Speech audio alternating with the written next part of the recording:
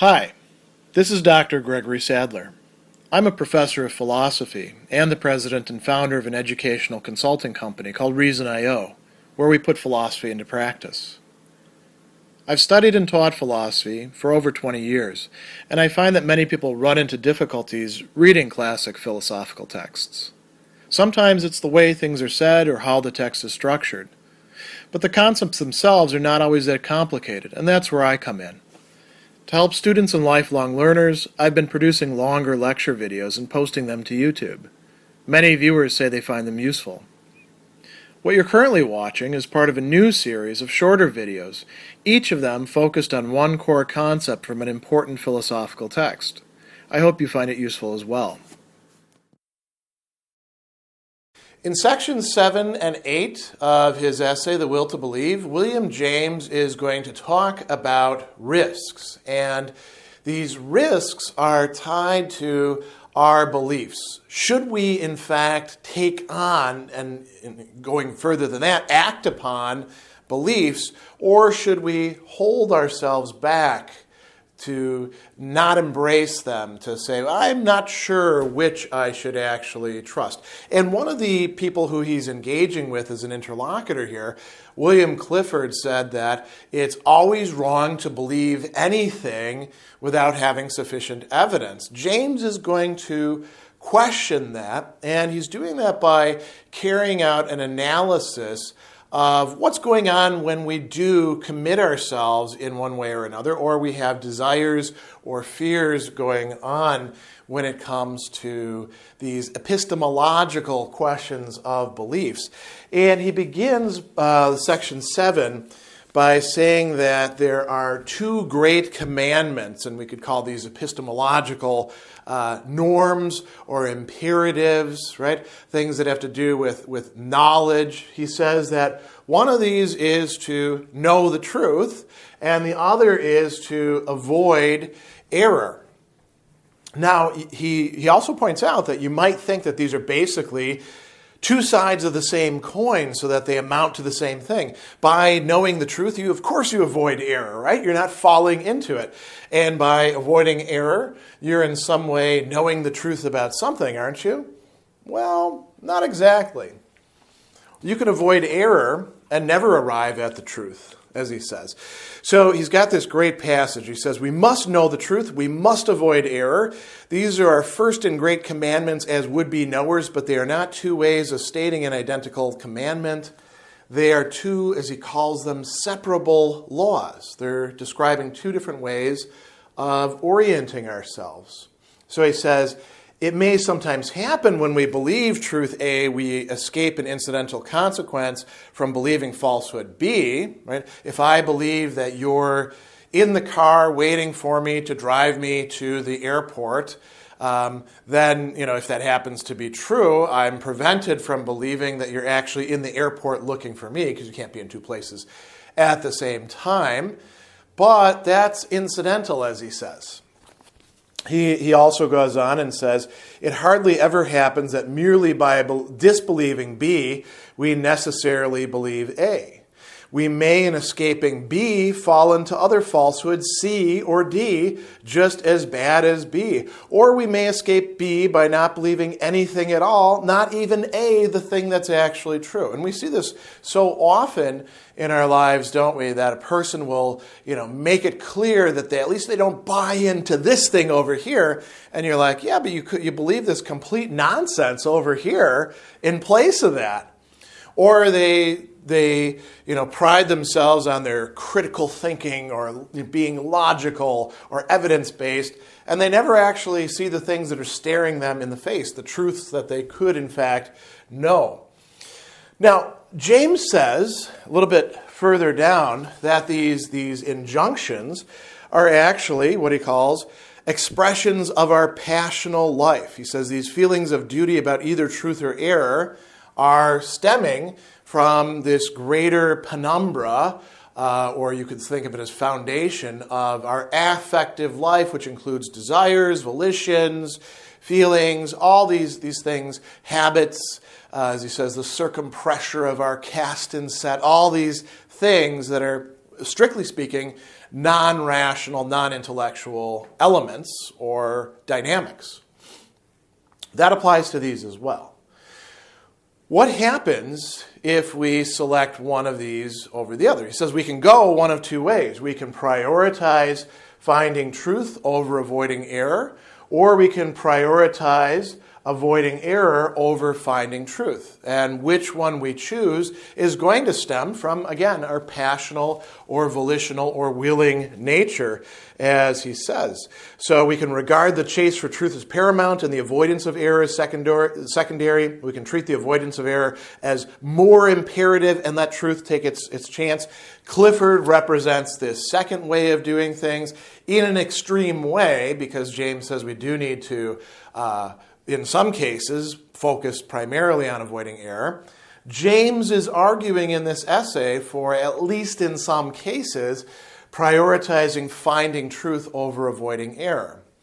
And whereas Clifford could be seen as an extreme case of the second injunction or imperative, James is positioning himself as a moderate case of the first. He's not embracing prioritizing finding truth over avoiding error in every single situation. As a matter of fact, he makes fun of the law clerks in part because they think it's more important just to have things decided than to have them actually be true or not. Let's take a look closely at that for just a moment. He says law courts have to decide on the best evidence attainable for the moment. Because a judge's duty is to make law as well as to ascertain it, and, as a learned judge once said to me, few cases are worth spending much time over. The great thing is to have them decided on any acceptable principle and got out of the way. So the idea there is let's just get this stuff done because we have a heavy caseload ahead. And in that case, it's not so much seeking the truth. It's more like, well, let's establish some truth and get it finished with. That would be excessive in this case. So, what are the ways in which we can understand these two stances? Let's actually take a look at the second one first, prioritizing avoiding error over finding truth. What is the risk inherent in this? Well, the risk is of not finding or not accepting or not acting upon the truth when you actually have the possibility of finding it. So, a little bit later in the essay, James will give the example of romantic life. If you're going to wait for irrefutable, objective evidence before you think that somebody is attracted to you, let alone loves you, and therefore could be a suitable dating partner or potential mate, well, you're never going to make a decision because anything along those lines, you can find some counterexample or some way of describing the behavior by appealing to other motives or things like that. So you'll never actually make a decision. And you will definitely keep yourself free from the error of believing that somebody loves you when they don't, but you will also deprive yourself of the truth of finding out that somebody loves you when they do. And we could talk about all sorts of other examples as well. This job would be suited to you. Well, I don't know with 100% certainty that it would be. You never really know about a job until you get there and start doing it. Maybe the coworkers are mean. Maybe the boss is a psychopath. Maybe the company is, not reporting its financial figures accurately. All these things are possible. And you could say, well, I'm not going to commit to that job. I'm not going to embrace that hypothesis. I'm not going to take that option. And therefore, I will miss out on that truth.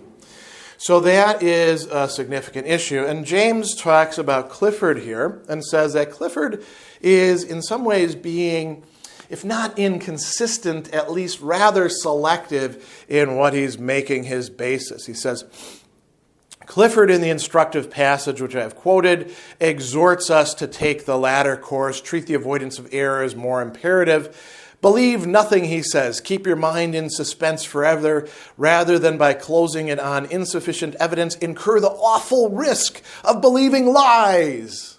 And then James says, You, on the other hand, may think the risk of being in error is a small matter when compared with the blessings of real knowledge and be ready to be duped many times in your investigation rather than postpone indefinitely the chance of guessing true. And he says, I find it impossible to go with Clifford. Why? Because this stems from our passional life. Clifford is ignoring the fact that he has this horror of finding himself in the condition of having embraced a falsehood. Not everybody's so bothered by that. And James goes on and says, he who says better to go without belief forever than believe a lie merely shows his own preponderant private horror of becoming a dupe. And here's the clincher. He may be critical of many of his desires and fears, but this fear he slavishly obeys. And this is what he's saying that Clifford is doing.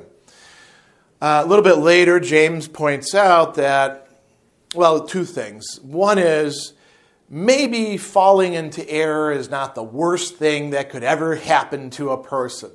It takes a certain kind of individual to think that it actually is the worst thing that could happen to you. And it's a kind of a rare sort, isn't it? Although we do find people like this in many different modes. The other thing that he points out, he uses an analogy here, is that this is sort of like a general or any sort of military officer who refuses to use their soldiers. It says, it's like a general informing his soldiers it's better to keep out of battle forever than to risk a single wound. And you could say, well, what is the point of generals and soldiers then? They don't really serve much of a purpose, do they? Let's talk about the second possibility, that of boldly prioritizing finding truth over avoiding error. Well, there are some risks involved with this as well, right? We risk accepting falsehoods. We risk falling into believing things that we don't actually have sufficient evidence for. When should we do this? So here's where James's distinction between options becomes particularly important.